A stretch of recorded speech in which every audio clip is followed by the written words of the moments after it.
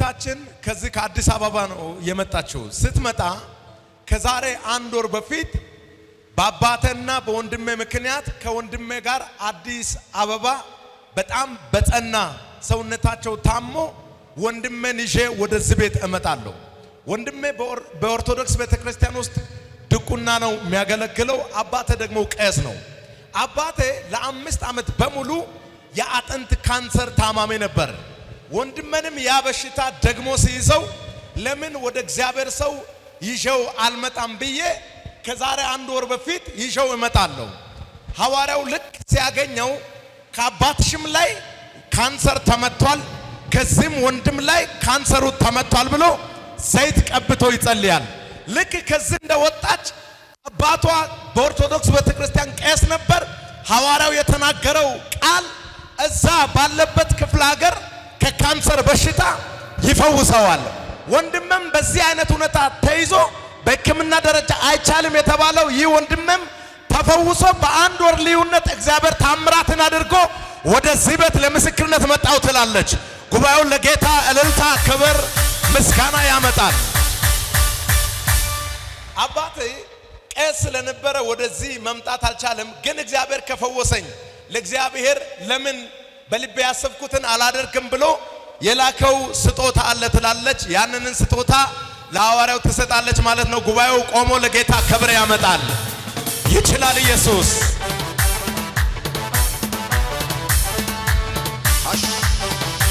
ሃሌሉያ።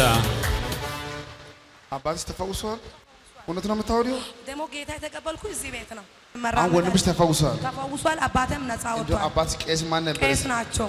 መምህር ፈላሃ እዚህ ጉባኤ ማን ነው እንደው ካወቀ? ቄስ ማን ነበር ስማቸው? መምህር ፈላሃ መምህር ፈላሃ አይደል? ፈላሃ ናቸው። ፈላሃ አባት አካባቢ ነው ተቀመጠ። እዚህ ነበርሽ? አሁን ተፈውሷል? ተፈውሷል። ነፃ ነው። እውነት ነው የምታወሪው? እውነት ነው። እግዚአብሔር ሰው አራካ ላይ ያለው አራካ ነው። ጉባኤ ቆሞ ለጌታ እለታለሁ ለኢየሱስ ጭብጨባ ለታለ ኢየሱስ ይሰማ። አቤት ጌታ ምን አይነት ነህ፣ ከሰው ሁሉ ትለያለህ። ሃሌሉያ አሜን። እኔ በሰዓቱ ወንድሞን አይቻለሁ። አባቷ ግን መንቀሳቀስ አይችልም። ለውደ ሰማው።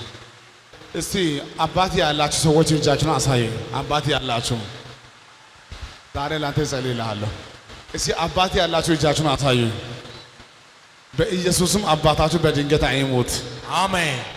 እኔ በሰዓቱ ታለቅሳለች፣ ትጮኻለች በጣም። ዛሬ ሩጭ ያልኳት በደስታ ነው። ባለፈው በጣም በሐዘን ቆይታ ነበረ። እሷና በጌታ እስቲ ያንቺ ጌታ እናያለን ተብላ መታለች።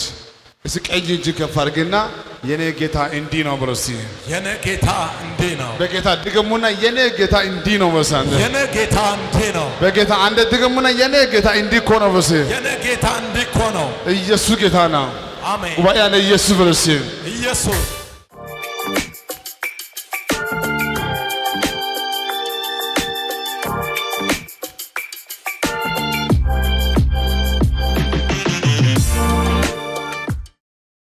እህታችን ወደዚህ ስፍራ የመጣሁት ከ4 ወር በፊት በራሴ ጉዳይ ለማስጸለይ ነበር እና ሐዋርያውን ጌስት ሃውስ አግኝቼ ሐዋርያው አገኘኝና እንዲህ አለኝ፣ ከዚች ሰዓት ጀምሮ ላንቺ የሚሆን አዲስ ነገር አለ፣ ስልክ ይደወልልሻል ብሎ አዲስ ነገር ይሆናል አለና ጸለየልኝ። ስጸልይ አሜን ብዬ ተቀበልኩኝ። ልክ ከዚህ ቤት ስወጣ ቤቴ ውስጥ ምንም ነገር የለም፣ አካውንቴ ላይ ምንም ነገር አልነበረም። ግን አንድ አይዛብ የሆነ ከኔ ወገን ያልሆነ ሰው ስልክ ደውሎ በአካውንቴ ላይ 170 ሺህ ብር አስገባልኝ፣ ይሄንን ታምራት እግዚአብሔር በሐዋርያው ቃል መሰረት አደረገልኝ ትላለች። ጉባኤው ለጌታ ክብር ያመጣል። ስንት ብር? 170 ሺህ። ዝም ብሎ አይዛብ ነው። አይዛብ የመጣው ቀን ማለት ነው። ምንም የለኝም ከቤት በቃ ባለቤቴ ማላጨናንቅም ብዬ ዝም እንባዬ ስለሚመጣ መናገር ማለት ነው። ከዛኔ አሁን እዚህ እንደሚመጣ ባለቤቴ አያውቅም። ሲጀመር እንደተደብቄ ነው የምመጣው እዚህ ማለት ነው። ከዛ 170,000 ብር አስገብቼለው አለ። ዘመድ ነው ሰውየው ማለት ነው። ከዛ እሱ እንዳጋጣሚ ታመመ ሰውየው ማለት ነው። ከዛ ዝም ብዬ ውሃ ገዝጄ የእስራኤል ነገር እዚህ ላይ ካልሰራ ዛሬ እኔ ቸርች አልመጣም ብዬ ሰውየው ብር የላከልኝ ሰውየው ሙስሊም ስለሆነ እሱ ጠንቋይ ቤት ምናምን የሚሄድ መስሎታል። ከዛ ዛሬ ይሄ ውሃ ጠጥታ ትፈወሳለህ አልኩት። እዚህ ተክለ ሃይማኖት ተኝቷል ሰውየው ማለት ነው። ጠጥቶ ብድግ ብሎ ተነሳ ሰውየው ከዛ ማለት ነው። ጉባኤውን ለጌታ ክብር ልታምጡት ናይ ቆይ ናይ ሰላም በይ ሰውየው ዳነና ባለ ታይ ቆይ ናይ እኔ ነው የማውቀው አሁን ብሩ ገባ አዎ ገብቶ በስጄ የሆነ ነገር ሰራ ስልክም ገዛው በስልክ ግዢ ያለኝ እሱ ማለት ነው። ስልክ ግዢ መሰማሽ አይደለም አሁን እንዴት ነው የምትሆኚው? ስንት ልጅ አለሽ? 3 ልጆችሽ ሌሎች ፎቶ አለ ልጆች ደግሞ አንድ ማለት ነው ፈልገው ነገር አለ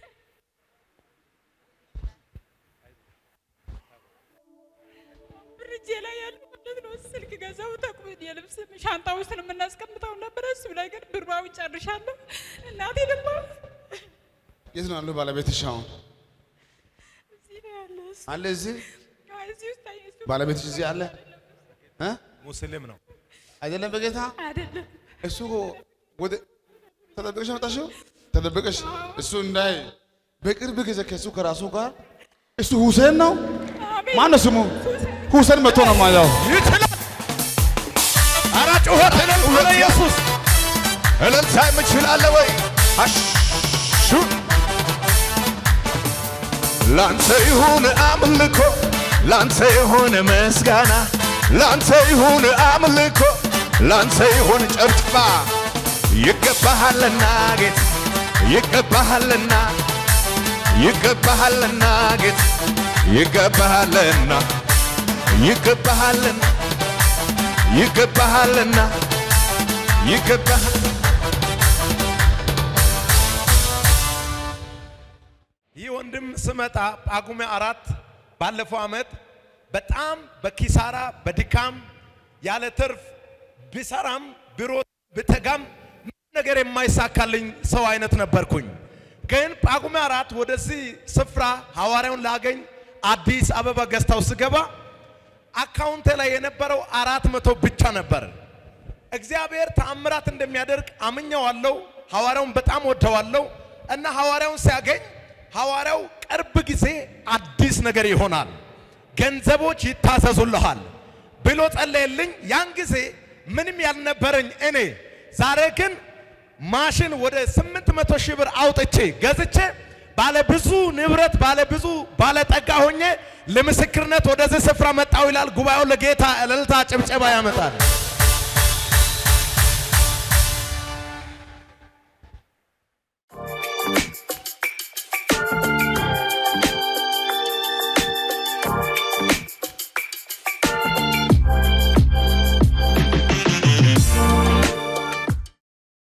ክብር ለጌታ ይሁን። እቺታችን የመጣችው ከዚህ ከአዲስ አበባ ነው።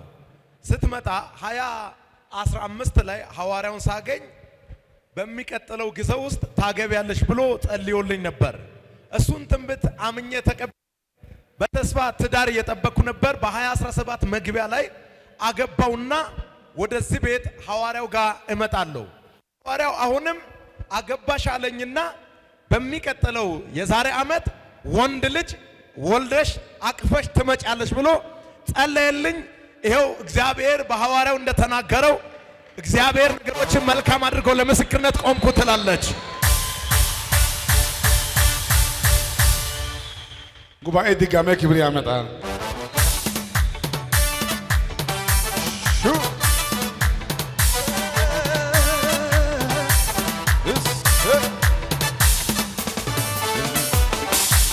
እልልታችሁ ጨመር ከዚህ በላይ አዎ